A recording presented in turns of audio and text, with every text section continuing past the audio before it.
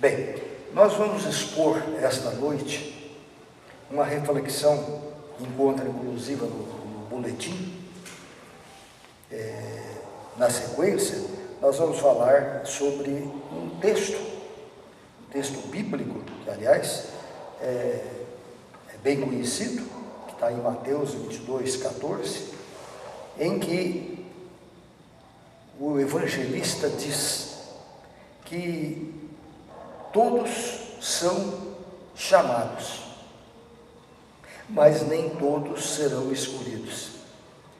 Esse é um tema que, à medida que nós meditamos e compreendemos a doutrina espírita, ele é totalmente, digamos assim, oposto àquilo que a Bíblia fala, ou àquilo que Mateus colocou no Evangelho, que nós teremos separação. O texto bíblico digamos assim, o ensinamento das igrejas cristãs, de um modo geral não, podemos dizer positivamente, os textos das igrejas cristãs, elas estão baseadas apenas numa única existência. Então, de acordo com o texto explicado pelas igrejas cristãs, ela é válida de acordo com o entendimento. Ou nós entendemos a vida, a nossa passagem aqui pela Terra, através de uma única existência, quer dizer, você nasce, vive, usufrui da Terra, morre e acabou. Acabou, e aí, se nós não tivermos outras existências, nós dizemos que nós temos uma única existência, ou unicidade de existência.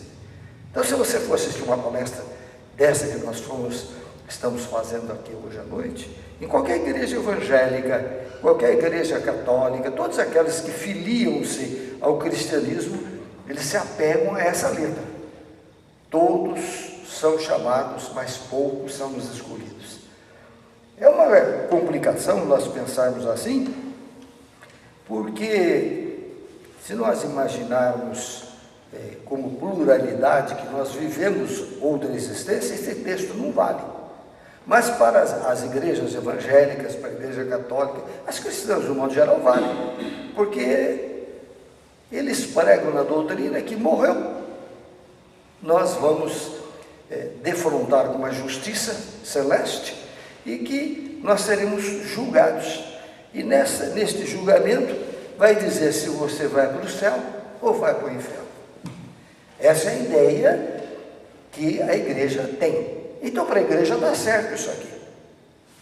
Muitos são chamados, poucos escolhidos. Quer dizer, ao passar pelo crivo da justiça, uns passaram pela prova. Uns foram bonzinhos, outros educadinhos e outros foram maus.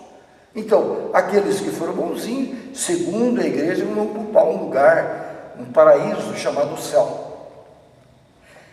E para aqueles que não cumpriram, que não foram eficientes, que tiveram uma vida desairosa aqui na terra, esses estão perdidos, esses não vão ser escolhidos. Essa é a ideia.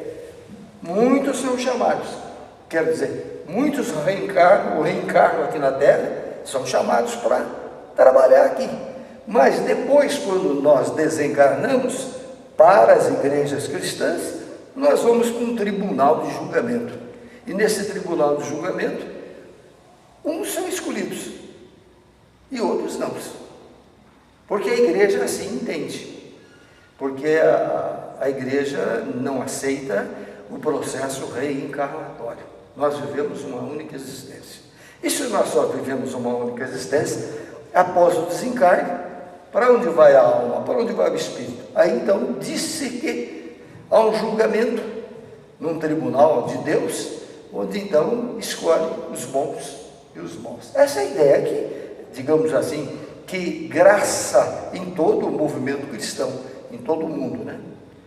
Mas aí vem o Espiritismo.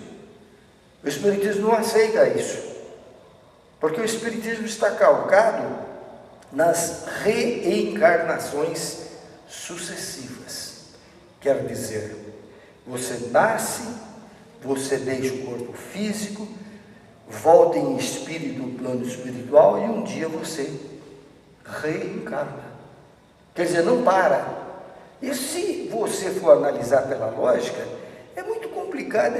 A gente imaginar, a gente passa uma vida toda aqui na Terra e numa única existência você não evolui. Numa única existência você está cheio de erro, cheio de defeitos. E obviamente você vai, ao desencarnar, vai encontrar dificuldade, porque ninguém em sã consciência, numa única existência, consegue evoluir. A evolução é um processo milenar. Nós vamos passando por reencarnações e reencarnações e vamos crescendo gradativamente. Melhoramos um pouco agora, ampliamos esta evolução um pouco amanhã e assim sucessivamente. Então, se nós analisarmos pela razão, pela lógica, nós haveremos de compreender que a ideia reencarnacionista é muito mais positiva, é muito mais consoladora. Ela te consola, porque quem, ao chegar no final da existência, pode dizer assim: ah, eu sou uma alma boníssima, não tenho defeito, está tudo certinho. Claro que não, claro que não.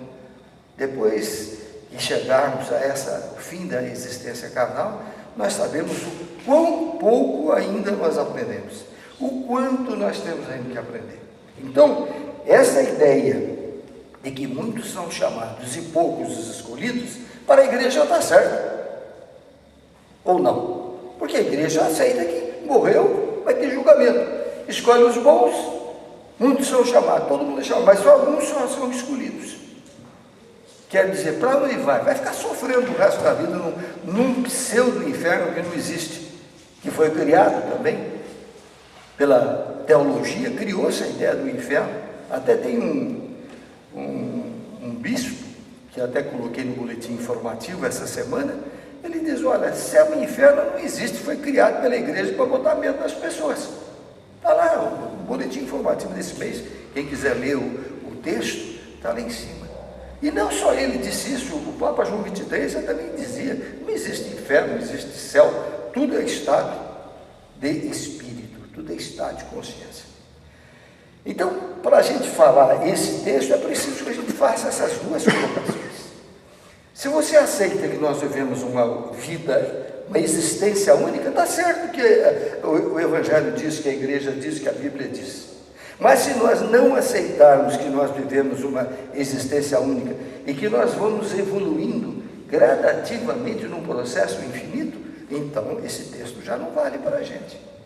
É por isso que, como diz o Zezinho, o espiritismo é meio patinho feio perante o cristianismo, porque o cristianismo não aceita isto que nós aceitamos.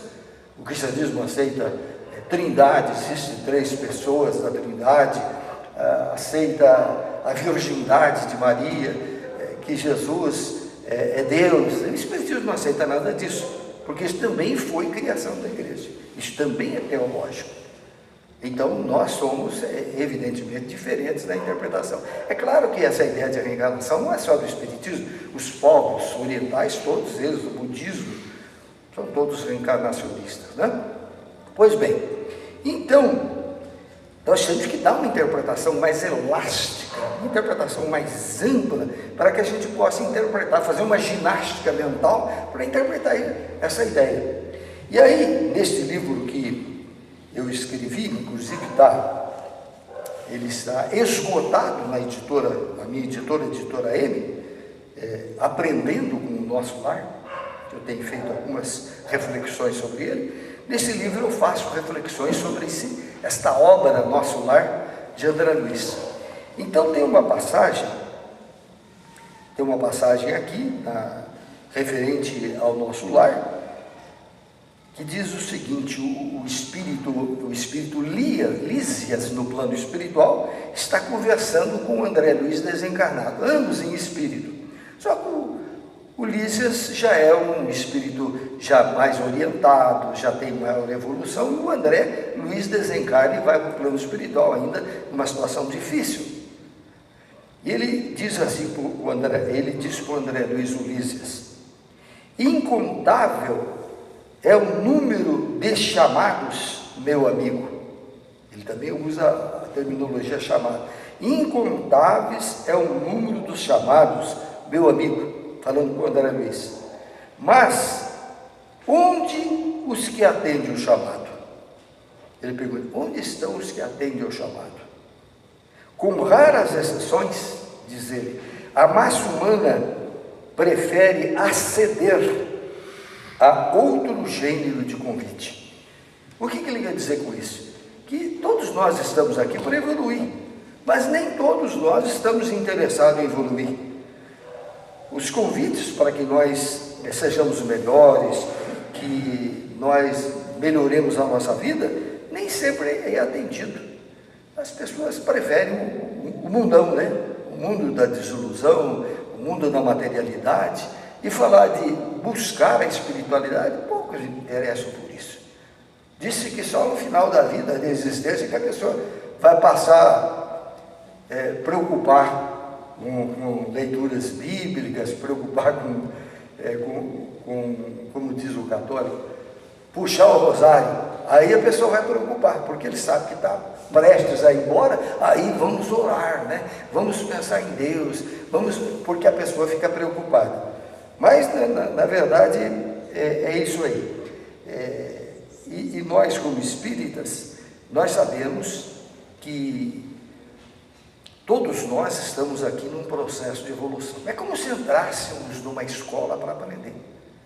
Na escola, nós passamos das fases iniciais de alfabetização, primeira série, segunda série, do ensino fundamental, vamos até a oitava série. Supõe-se que cada fase desta aprendizagem vá aumentando o nosso cabedal, a nossa experiência, aumentando, digamos, a nossa capacidade de percepção, a nossa compreensão do amor, a compreensão do objetivo, porque eu estou aqui na Terra. O que eu estou fazendo aqui? Será que eu nasci para procriar, buscar belezas materiais, riquezas materiais, morrer e acabar, e o espírito ainda ser julgado depois? Será que nós estamos aqui para isso? Será que não tem um sentido maior, melhor, mais sublime na vida? Então nós devemos entender que nós somos espíritos eternos. Não existe fim da vida, existe fim de uma etapa. Por mais que nós pensemos de outra forma, nós deixamos o corpo físico, mas o espírito, que é o eterno, somos nós que comanda esse corpo. Todo o corpo que nós possuímos é comandado pelo espírito. A nossa consciência, o nosso eu, cria o nosso corpo, cria desenvolve a nossa inteligência. Então o espírito ele vai caminhar, evoluir eternamente. Não tem lógica nós pensarmos que morreu, pronto. Um vai virar santo, vai virar espírito de Deus e outros não. Seria impedida a criança na escola, chegou na quinta série, não, agora você não vai mais estudar, você morreu, não. E as outras séries? Não vai. Quer dizer, impedia a continuidade da vida.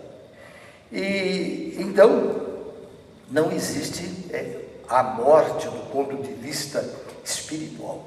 Nós temos morte física, que é quando as células que compõem o nosso organismo se desfazem. Elas acabam entre aspas, porque na realidade nada se cria, tudo se transforma, diz Lavoisier. Quer dizer, aquilo que compõe o nosso corpo, que faz parte dos elementos químicos da Terra, volta para a Terra, mas vão ocupar outros corpos. Vejam bem, aquilo que faz parte do meu corpo vai ocupar outros corpos na matéria. Pode participar de um vegetal, pode participar de um corpo animal, aquelas moléculas vão continuar. Então não morre, mesmo elas não morrem. Apenas há uma, digamos assim, a nossa matéria composta desse composto molecular, ela se desfaz, é uma condensação, a energia se condensa e depois ela se descondensa e volta e vai continuar a viver. Mas e o espírito? O espírito continua. O espírito é o único que continua, assim, efetivamente inteligente. Isto quer dizer, quando eu me desencarno, eu levo no meu eu, no espírito, toda a inteligência. Eu levo a minha memória, eu levo tudo aquilo que eu aprendi. Eu não desencarno e acabou. Porque muitos materialistas pensam assim, que a nossa inteligência, o espírito, a memória, tudo isso é criado pelo corpo. O corpo que cria a memória, o corpo que cria o espírito. Quando morre, acaba tudo. Essa é a ideia materialista.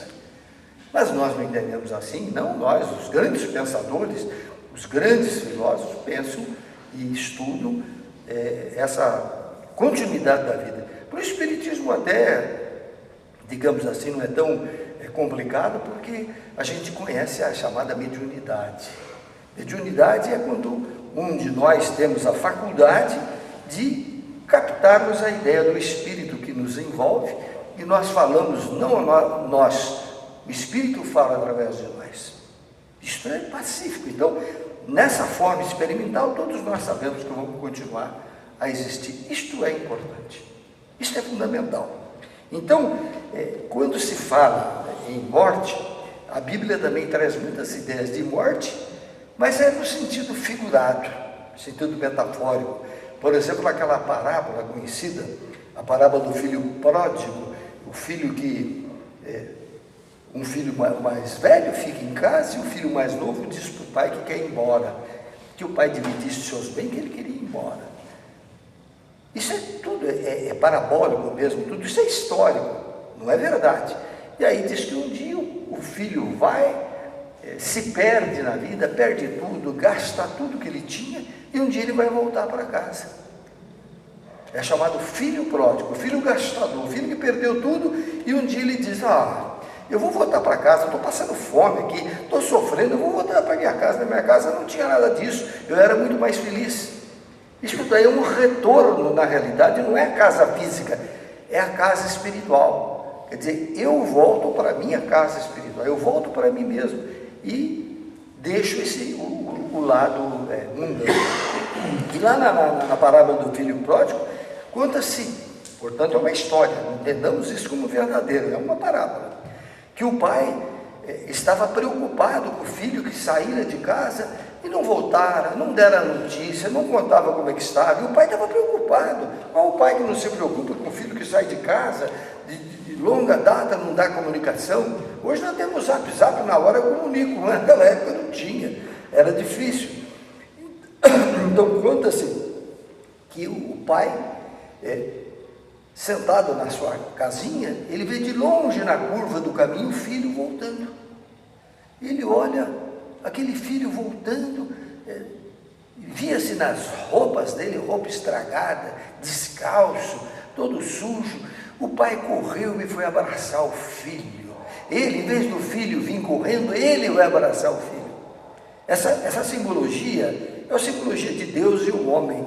Quando o homem volta para Deus, há uma sintonia de Deus com o homem. Então o pai, na parábola, portanto, é um fato histórico, de história, ele diz assim, que era para fazer a melhor festa, porque o filho voltou para casa.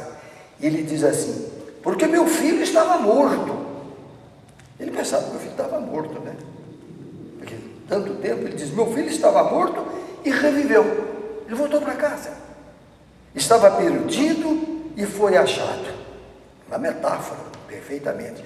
Ele quis dizer, então, que o filho estava morto para os valores espirituais, não morto físico, porque senão não teria aparecido. Ele diz, meu filho estava morto e reviveu. Estava perdido e foi achado. A alegria do pai é a alegria de Deus, né? Dessa energia cósmica, quando eu sintonizo com Deus, quando eu volto para casa, quando eu sintonizo com Deus, eu encontro aquela felicidade, não é? E então esse sentido aqui é metafórico. Então, quando eu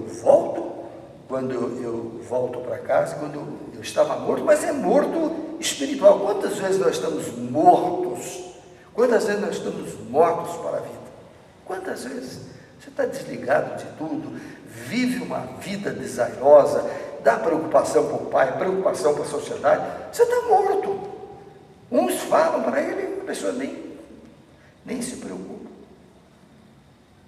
pessoa continua, se é viciada, então ele continua no vício, não tem quem tire se não houver tratamento. Eu conheço um rapaz, tem seus 20 e poucos anos, e ele sempre passa no meu escritório pedindo dinheiro para comprar pedra. E ele fala, eu sou viciado, eu não consigo. E pede um dinheirinho, vende alguma coisa e continua viciado. Eu falei, rapaz, você vai morrer, fisicamente, você vai morrer desse jeito, dá um palito. Quer dizer, esse camarada está vivo ou está morto? Esse cara está morto para a vida, está morto para os valores espirituais. Ele não está preocupado com a evolução sua, de ser feliz, porque ele está voltado para os vícios. É claro que ele sozinho não sai dessa, é preciso um tratamento físico, né? Mas muitos são tratados, levam em colônias, fogem, porque não suportam, né? Então, essa ideia de que todos são chamados e poucos os escolhidos, vejam bem, eu já disse que para a igreja está certo. Por quê? Porque não tem reencarnação. Morreu, vai para o céu, vai para o inferno. Então, uns são escolhidos, aliás, todos são chamados, mas alguns são escolhidos. Esses que são os melhores. Tá? Então, eu coloco nesse livro aqui, dizendo o seguinte, para nós sanarmos essa frase, para encaixar dentro do Espiritismo, que é reencarnacionista, eu digo que é uma questão de vírgula. Diz assim, todos são chamados, mas poucos os escolhidos. Isso é para a igreja, serve. Eu ponho vírgula numa só reencarnação, Aí passa a ser a interpretação espírita. Todos são chamados, mas poucos são escolhidos. Para a igreja parou aí. Porque vai ser julgado para o céu ou para o inferno, que não existe também, é assunto criado, é teológico. Então eu coloco uma vírgula para servir para o Espiritismo, todos são chamados, mas poucos são escolhidos, vírgula, numa única encarnação. Aí eu coloco essa frase, essa interpretação bíblica no Espiritismo. Por quê? Porque para nós também poucos serão escolhidos numa encarnação, numa só encarnação. Todos serão escolhidos, quer dizer, todos terão oportunidade de desenvolver seus valores espirituais com o tempo. Então tem que pôr vírgula, não é só numa, vírgula, através das reencarnações. Aí dá para encaixar, senão nós ficamos presos a essa palavra de achar que existe mesmo essa frase de que existe o céu e o inferno. Então, voltando agora ao texto inicial, o texto inicial que nós dissemos que eu tirei do livro Nosso Lar, o Lísias, o que assessorava André Luiz após o seu desencarne na colônia Nosso Lar, e aí eu lembro que tem o filme. Hoje você assiste, hoje é tão fácil, entra no YouTube, escreve Nosso Lar, aparece o filme, você assiste ali, não precisa pagar nada, né?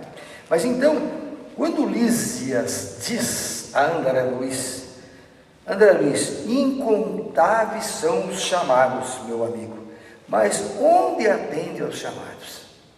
Quer dizer, aqui na existência terrena, muitas vezes a pessoa é alertada, a pessoa é orientada, mas que saber disso, que religião, que ensinamento, nada, quero viver a vida. É assim que as pessoas dizem, não, eu quero viver a vida, larga disso, tira isso de mim, não quero nem saber disso, isso é invenção do homem. É isso que as pessoas dizem. Então, o Lísias diz, incontável é o número dos chamados, meus amigos, mas quantos são os que atendem ao chamado? Quantos é o que atendem às orientações? Nem sempre.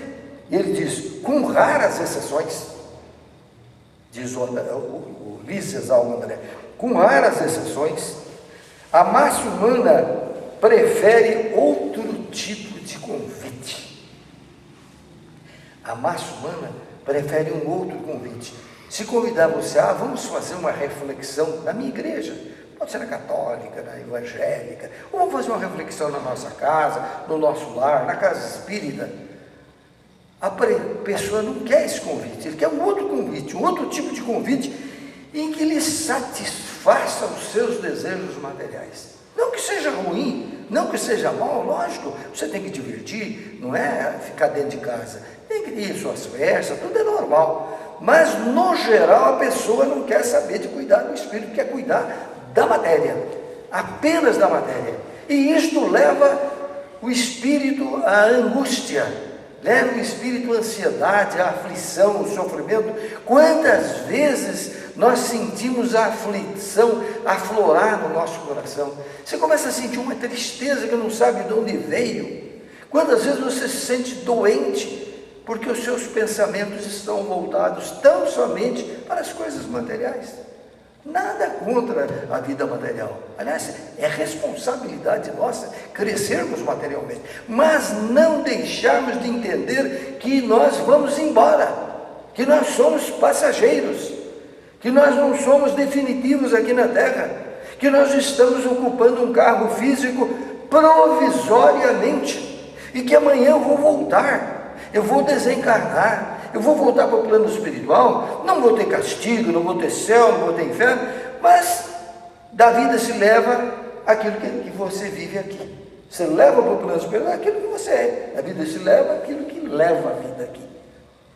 Não é porque desencarnou, como as igrejas cristãs dizem, daí você vai encontrar os anjos. Não, não é isso. Na realidade, você sai do corpo e vai ser o que você é, aquilo que você alcançou, aquilo que você evoluiu.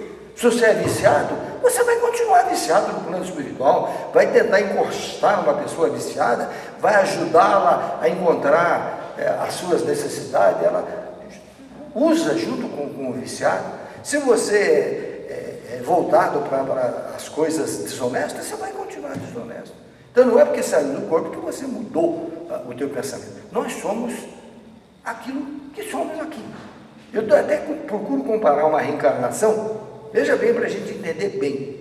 Como eu estou dizendo que quando você sai do corpo e vai embora, você deixou o corpo, você vai embora espiritualmente, você leva no seu eu espiritual aquilo que você é. É mais ou menos quando você dorme. Você acorda outro dia, como se fosse uma outra encarnação. O que você é? É o que você estava antes de dormir. O que você estava antes de dormir, você acorda, você é a mesma pessoa. E é assim a reencarnação. Você acorda e é o que você construiu. Ninguém vai construir para você. Quem constrói somos nós mesmos. Essa ideia que às vezes a pessoa tem é de, não, eu vou orar, vou pedir para Deus que resolva o meu problema. Eu vou pedir para o Espírito, vou pedir para Jesus, vou pedir para o pastor, vou pedir para o médium, resolve o meu problema. Pô, mas você não quer trabalhar? Você não quer evoluir? É o mesmo aluno que pede para a professora faz a minha tarefa. Ou em casa, o menino chega para a mãe faz tarefa para mim. Mas então não vai aprender. Então ninguém vai fazer por nós. Nós podemos receber inspiração de espíritos, podemos receber incentivos, inspiração do plano espiritual, das energias cósmicas, podemos sentir. Mas é preciso que eu tenha ouvidos para ouvir. É preciso que eu capte isso aí e melhore. Mas se eu continuo a mesma coisa, não vai mudar nada. Então depende de nós, as mudanças. Essa ideia de que eu vou lá no centro tomar um passe e aí vai me tirar tudo. Mas se você não mudar, não vai tirar. Porque a pessoa pensa que tomar o passe resolveu. É isso que as pessoas falam. Hoje tem passe, eu vou lá tomar passe. Como se o passe fosse uma solução para tudo. Ora, o passe ajuda. Ele ameniza. Ele tira momentaneamente aquelas energias negativas, mas se você não mudar lá dentro, você vai sair lá fora, vai continuar sendo o mesmo. Porque as pessoas pensam e assim, né? Eu quantas vezes eu encontro pessoas, às vezes até após palestra, a pessoa fala, puxa, dá tempo ainda de eu dar uma passe. Ele está pensando que o passe é que vai resolver. A palestra que ele deveria estar ouvindo, ele não ouve. Então, não existe milagre, não existe misticismo. Tudo se acontece porque eu quero. que eu quero mudar, eu quero ser melhor, eu quero ser feliz, eu quero tirar de mim essa angústia que me consome, essa tristeza que me envolve, eu quero, e aí você tem que mudar. Não é com um passe de mágica só que vai resolver. Passe ajuda? Ajuda. Por eu, mais do que nunca sei, quando eu comecei no Espiritismo, quando a mediunidade começou a aflorar, como o passe me ajudou? Ajuda, traz paz, mas não é só isso. Desde quando brotou pela primeira vez a mediunidade, até hoje eu estudo, eu busco o ensinamento, eu procuro me melhorar, apesar de todos os erros. Nós continuamos e vamos levar a vida inteira assim. Não existe mudança de personalidade ou de conduta por meio de milagre. Até está correndo por aí uma mensagem que agora vai ter uma cura. Diz que é para orar para Chico Xavier, não sei o que, diz que tem uma mensagem e que vai ter uma cura momentânea, todo mundo. Não tem isso não, isso é história, alguém que está inventando isso. Como é que vai curar todo mundo se você está doente? A doença é pessoal, cada um cura a si mesmo, em determinado momento, quando ele se melhora. Não existe milagre. Ora, mas está correndo aí pela internet, um absurdo isso aí. É colocar na pessoa misticismo, que daqui para frente, então, vai ter durante 10 anos uma cura geral. Ah, não existe, isso é coisa de criança. A cura vai ser sua mudança, sua conduta, os seus pensamentos, as suas leituras, mudança de pensamento. Cada um cura num determinado tempo. Agora, todo mundo curar, isso é milagre. Milagre não existe. Isso é coisa para contar para criança, né? Muito bem, continuando ainda. Então, entendamos, todos nós temos os nossos erros, que é normal. Todos nós temos as nossas deficiências, que é normal. Sejamos católicos, espírita, sejamos budistas, não sejamos nada disso, nós temos os nossos defeitos, os nossos erros. Só que esses defeitos e esses erros são corrigidos por nós. Nós temos livre-arbítrio de fazer o que quisermos, mas vamos ter as consequências. Então, livre-arbítrio é a liberdade de você escolher. Ah, eu quero isso, eu quero aquilo. Tudo bem. Ah, mas será que Deus não dá um jeitinho? Não, Deus não dá um jeitinho. Ah, será que o Espírito não dá um jeitinho para ajudar eu a escolher? Não dá um jeitinho, não. Nem padre, nem crente, nem evangélico, nem pastor, ninguém pode dar um jeitinho. Cada um de nós temos que dar conta da nossa responsabilidade. Entendamos que ao desencarnarmos não tem ninguém para resolver para nós, somos espíritos eternos. Vamos levar o que nós construímos para a existência corporal. Então tem uma frase que eu gosto, embora seja bíblica, mas eu acho muito interessante. Lógico que tem que interpretar também. Diz o seguinte: que Deus não leva em conta os nossos tempos de ignorância. Ora, mas Deus está preocupado? Não, não é Deus, são as leis. A Bíblia fala em Deus, mas na verdade são as leis universais. Deus se manifesta através das leis. Então, essas leis universais que são eternas, imutáveis, nós temos que adaptar a ela para ser felizes. Quando nós afastamos dela, nós somos infelizes. Então, nós vamos falar que é Deus. Ele não leva em conta os nossos tempos de ignorância, quer dizer, não leva em conta porque você errou. Você cometeu algo errado, Deus não leva em conta. Por quê? Porque quem tem que se despertar é você mesmo. Você que tem que corrigir os seus erros através de experiências no dia a dia. Você quebra a cara aqui, quebra a cara ali, mas você tem que voltar. Você tem que voltar à normalidade, voltar a sintonizar com a casa de Deus, que é o eu espiritual. Então, lembremos disso, porque muita gente diz assim: eu não tenho mais jeito, eu já fiz tanta coisa errada, e Deus não vai me perdoar. A pessoa diz isso, né? Essa frase aqui mata tudo. Deus não leva em conta os seus tempos de ignorância. Isto quer dizer, sempre nós vamos errar.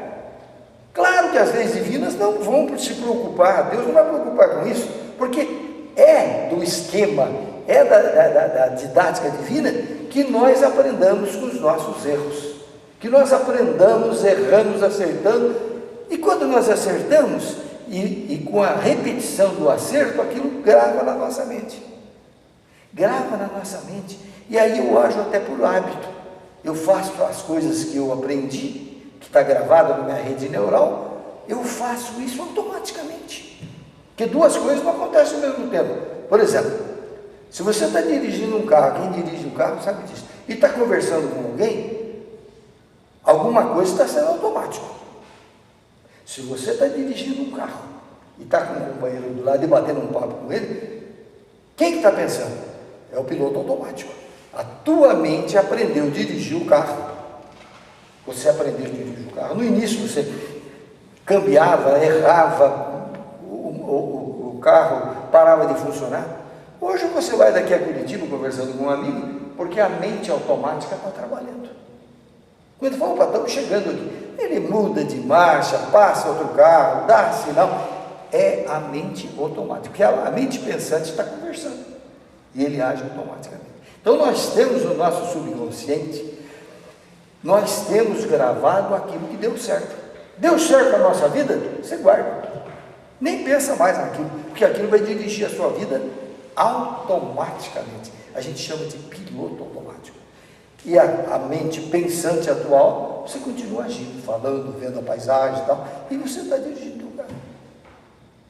Dá para entender isso? Então, Deus não leva em conta o nosso tempo de ignorância.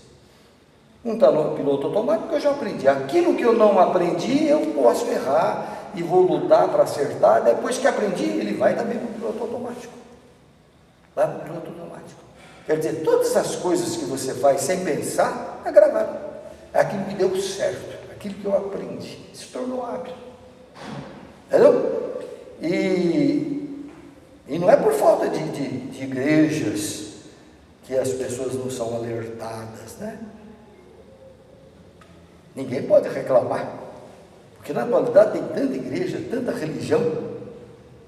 Tem tanta religião, você passa numa esquina, tem uma, daqui a pouco a outra está atrapalhando, a outra lá falando alto, a outra está falando aqui. Vocês podem pensar que isso é brincadeira. Nós tínhamos o centro, lá o nosso lar, lá na Vila São Pedro, e a questão de uns 15 metros tinha uma igreja evangélica. E a gente ia falar, e aquele grito, porque Deus vai fazer isso, né? Não dava para a pessoa, ou ouvia lá o cara gritando, o pastor falando, ou ouvia a gente. Eu tive que chegar no pastor um dia e falar, olha, no dia que nós tivermos reunião, de sua maneira aí, fala mais baixo, porque eu também não posso fazer para perturbar o senhor. Com todo o respeito, o senhor está cumprindo a sua função, nós estamos cumprindo também. Mas não dava. Quer dizer, hoje tem tanta igreja que ninguém pode reclamar que não recebeu o alerta. Todo mundo está sendo alertado. Faça o bem, seja bom, ame, perdoe. E Jesus ensina isso nos seus evangelhos.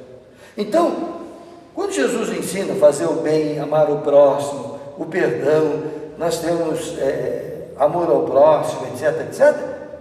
Quando nós fazemos isso, não é para agradar a Jesus. Você fala, mas Jesus, eu tenho que fazer isso para Jesus. Não, mas não é para Jesus, é para você.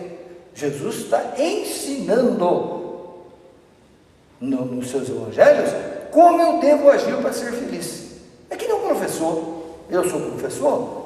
Quantos alunos que passaram pelas minhas orientações, puxa, eu fico feliz de eles avançaram. Outros avançaram mais do que nós, sabem mais do que nós, são doutores e tal. Então, vocês vejam, o professor fica feliz. Não é que o aluno, qualquer coisa, corra para o professor a vida inteira. Não.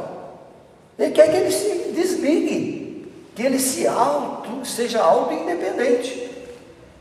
Não é isso? Eu quero que o meu aluno seja independente. Não adianta ele todo dia, a vida inteira, me telefonar. Escuta, professor, como é que é isso? Mas daí ele não tornou-se independente. Então é isso que nós estamos dizendo de nós em relação a Deus. Então, quando nós aplicamos os ensinamentos de Jesus, não é para agradar a Jesus. Quando eu cresço, não é para agradar o professor, mas para agradar a mim mesmo, desenvolver os potenciais intrínsecos que eu tenho. É diferente. Aí muita gente, não, eu estou aqui para atender Jesus, para agradar a Jesus, para agradar a Deus. Mas isso não precisa ser agradado. Ele quer que você se torne independente. Porque quando você é dependente, você não é você mesmo. Você está ligado a uma pessoa. Entendeu? Então, minha gente, então quando Jesus ensina, por exemplo, a porta larga e a porta estreita, que vocês encontram nos evangelhos, diz que a pessoa tem que entrar pela porta estreita. Porque a porta larga é a porta da perdição. Ele faz uma analogia, claro que isso é metáfora também. Quer dizer, a porta larga é aquela que eu sou um carro sem freio, faço o que posso fazer, desenvolvo a minha vida desarmoniosamente, saio de casa 11 horas, largo a mulher, os filhos e vou para a gandaia. Essa é a porta larga, em que eu faço o que eu quero. E a porta estreita é a mais difícil, é aquela em que eu me contenho, eu me corrijo, eu me acerto, vou eliminando as minhas imperfeições. Esta é a porta estreita, é mais difícil. Isso é uma alegoria, mas é verdade. Quer dizer, o que você vai escolher? A porta larga ou a porta estreita? Depende do estágio evolutivo. Se eu estou ainda naquele estágio do oba-oba, eu quero me divertir, eu quero fazer, você vai para a porta larga. Só que um dia, obviamente, com a tua maturidade, você vai buscar a porta estreita. Quando o coração começar a sentir tristeza, quando você começar a ficar angustiado, você vai sentir que você precisa voltar para os rumos da espiritualidade. Senão, você vai sofrer. Aí não adianta alguém dizer, não, vem aqui para a igreja, vem orar, que Deus vai resolver. Vai se você quiser mudar. Se você não quiser mudar, é apenas uma bênção. Você faz uma prece, dá uma benzida no cidadão e continua a mesma coisa. É bem isso para a gente entender. Então, o que Jesus diz? Acorda, tu que dormes. O que é acordar, tu que dormes? A pessoa está dormindo? É isso? Figurativamente não, ele está dizendo, acorda você que ainda não despertou para a vida.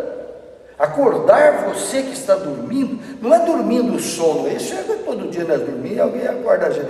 Acorda você que está alheio às coisas espirituais, acorda você que está preso à porta larga da vida, acorda tu que dormes. E tem certos momentos que nós precisamos de alguém chacoalhar a gente e falar, pô, mas o que você está fazendo? Você não está pensando na tua vida, nos teus filhos, na tua família? Acorda, meu querido. Seja alguém que está passando pela terra e está aprendendo. E nós temos também outras frases assim de efeito, para que a gente se desperte, para que a gente compreenda os objetivos da vida. Então, para a gente encerrar, todos são chamados. Voltando ao texto inicial. Quando diz que todos, mas nem todos são escolhidos, é uma frase que encaixa dentro do cristianismo católico, evangélico, porque eles pegam ao pé da letra essas palavras. Como só existe uma existência física e depois morreu, acabou, ou vai para cá ou vai para lá, está certinho para a igreja. Então por isso eles falam que vai para o inferno, se não fizer bem e tal. Então, todos são chamados, mas poucos são escolhidos. Na visão da igreja está certo, mas nós colocamos uma vírgula. Todos são chamados, mas nem todos são escolhidos, vírgula, numa única encarnação. Nós precisamos nascer de novo. Aquele que nasce de novo vai desenvolvendo gradativamente o reino de Deus dentro de si mesmo. Assim seja, né?